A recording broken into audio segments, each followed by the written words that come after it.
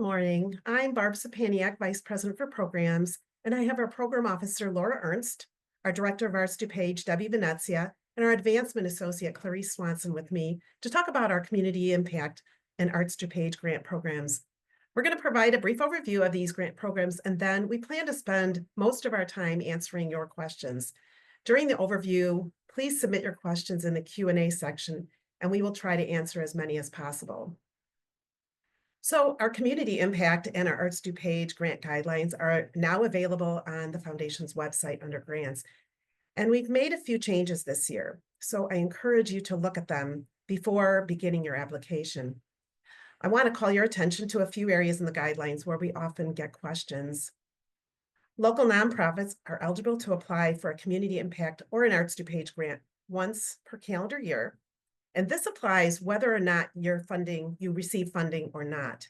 So for example, if you apply for a Health and Human Services grant this spring, you are not eligible to apply for a grant in the fall, even if you didn't receive a grant in the spring. Also in the guidelines, we have a list of the types of organizations and programs that we do not support with these grants. And these are listed on the slide right now, but I would encourage you to really review that list before beginning your application. Our community impact grant priority is this year our Health and Human Services, Workforce Development, Youth Education, Environment, and Animal Welfare. And I want to highlight that we no longer have the education category. Most of the nonprofits we've supported in the past in that area will fall into either the Workforce Development or the Youth Education category, but the few that don't may fit in the Health and Human Services category. And last year, we separated arts and culture grants from our community impact grant program and began awarding them under the banner of Arts DuPage. And for those of you who are not familiar with Arts DuPage, this is a robust hub of the arts for the arts that we have managed over the past 8 years. So it really made sense that our arts grants are also a part of that initiative. And again, please refer to the respective guidelines for specifics about the priorities within each of these categories. We will continue to offer 2 grant cycles this year with Health and Human Services applications due by Friday, March 7th, and Workforce Development, Youth Education, Environment, and Animal Welfare applications due by September 5th. Arts DuPage applications are also due by September 5th. And I want to emphasize that applications must be submitted by 5 o'clock on the respective due dates, or we will not consider them. And unfortunately, we've had a few occasions where applicants ran into trouble at the last minute and their applications didn't get submitted by the deadline, so our grant committee didn't consider them. And believe me, I don't like telling anyone that the proposal they spent a lot of time working on won't be considered, but we really have to be fair to everyone and stick firmly to the 5 o'clock deadline. And some of the issues that we know people have had when they've submitted later in the day on the due date is, the internet was slow or their electric went out, which is really unfortunate. Documents sometimes take a little longer than you expect to download. And if you're waiting till the last minute and you're trying to download something, and if it doesn't download fast enough, it could impact getting that application in. Or they missed something in the application, and then when they went to hit the submit button, the request wouldn't go through because it was missing something. If you're encountering a problem with submitting your application, we're available on the day applications we're actually always available to help walk you through the issue. However, if it does get too close to the 5 o'clock deadline, it is possible that we won't be able to help you resolve the issue in time for submission. So it's super important that you don't wait till the last few hours. This year, we're offering community impact and Arts DuPage grants along a continuum of seed, sustain, and strengthen. Seed grants are new for 2025, and this is a matching grant opportunity for organizations that have had their 501c3 designation for less than 3 years. And through this opportunity, organizations may apply for a dollar-for-dollar match grant up to $5,000. And if you're awarded a seed grant, funds will be distributed when your organization provides documentation that you have raised the matching amount. And the reason we decided to make this a matching opportunity is to really help new organizations build diverse sources of funding. We all know fundraising isn't always easy, especially during those first few years, but it's critical to long-term viability of any entity. And through experience, we know it's easier to fundraise and motivate donors to give when you can tell them their gift will be doubled by a matching grant. I want to emphasize here that the organization must have already received their 501(c)(3) designation before applying. Sustained grants are basically the grants we've traditionally awarded through Community Impact and Arts DuPage, and applicants may apply for grants up to $25,000. However, you can also complete a streamlined version of the application to request $5,000 or less. And a question that often comes up is, how much should I apply for?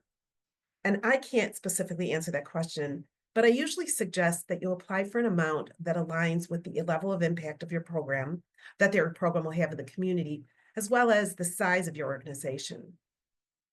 Unfortunately, I have seen situations where first-time applicants or relatively small organizations apply for a $25,000 grant. And since we hadn't had any experience with the organization or their reach was limited, our grant committee was uncomfortable awarding a grant of $25,000 and opted not to fund them at all because they didn't want to award a grant that was a small fraction of what they had asked for. And I once had someone who had applied for a $25,000 grant but didn't receive funding, had told me that they would have been happy if they'd gotten a $5,000 grant. And they were a small organization and would have had a much better chance of getting $5,000 had they applied for that amount because it was more aligned with their organization's budget size. Another way to determine a request amount is to look at some of the grants that we funded in the past on our website to get a sense of the size of the grants that were awarded to other agencies that were similar in size or programming to yours. Strengthened grants for 2025 will be capacity building grants focused on helping build organizational capacity. And we just completed our first cycle a few weeks ago and received many, many more applications than we expected. And that really illustrated to us that these types of grants are very much needed by nonprofits. And we learned a lot from our inaugural cycle, and we'll be making some revisions to the capacity building grant opportunity, and we'll make those guidelines available in late spring. Through Community Impact and Arts DuPage, we accept applications from 501(c)(3) public charities that will primarily serve DuPage residents, except those that are listed on the restricted list. In some cases, we also consider applications from organizations that serve a wider region than DuPage. And an example of this might be a Chicago-based organization that has a DuPage center where they're already delivering services to DuPage residents. But we're also seeing more and more organizations that are located outside our county, but have an interest in expanding their services to DuPage. And while most of them are doing great work, we will not consider them eligible to apply until they have already established their programming in DuPage. And this year, we've added a new feature at the beginning of the application. When you log into the site, you will see an eligibility quiz where you will respond to several questions to confirm that your organization and the program you're applying for is eligible. And if you qualify, you will receive a notification indicating that you are eligible to apply, and you will be able to move forward with the application. If you do not qualify, you will receive notification that you are not eligible to apply for the respective cycle. And one reason you might get a not eligible response is that you're applying for a workforce development program during the spring cycle when Health and Human Services grants are being considered. I will say that if you do receive a not eligible response and feel it's incorrect, please look at the guidelines to make sure you haven't missed something, and then by all means reach out to us to discuss it further. And I want to emphasize that this is intended to help prevent organizations that aren't eligible to apply from spending time on an application only to not have it be considered. And please keep in mind that when you are signing your application, you are confirming that everything in your application is correct, including the eligibility responses. I would now like to turn it over to Laura to discuss the grant application and the review process. Laura? So all of our grant applications are submitted through our online grant portal. You can find the link at DuPageFoundation.org. And you'll know it's in the right spot. You're in the right spot if it looks like the image on your screen. The spring applications for Health and Human Services are now open, but please note that the fall applications won't be available until mid-May. Applications are reviewed by our grant committee, which is made up of board members and community volunteers. They ultimately make the funding recommendations to our board of trustees for final approval. Keep in mind that many of them have extensive grant evaluation experience, but aren't necessarily experts in every single issue area. So it's important to write your application in layman's terms so that the reviewers get a good understanding of your organization and program. After our grant committee conducts its first round of review, we share a list of applications with Foundation's donor advisors. These are people who have established funds at the foundation, and many of them use this opportunity to learn about all of your organizations and provide funding to help boost our overall grant budget. Last year, their support doubled the amount that we could award through community impact and Arts DuPage grant programs. When we send that list, they only see the name of your organization, the amount you've requested, and the purpose statement. So make sure that statement is strong and explains what your program will do. It is truly one sentence though, so it has to be concise. It's kind of a tall order. And you can also see on this slide the financial forms or attachments that applicants will be required to submit.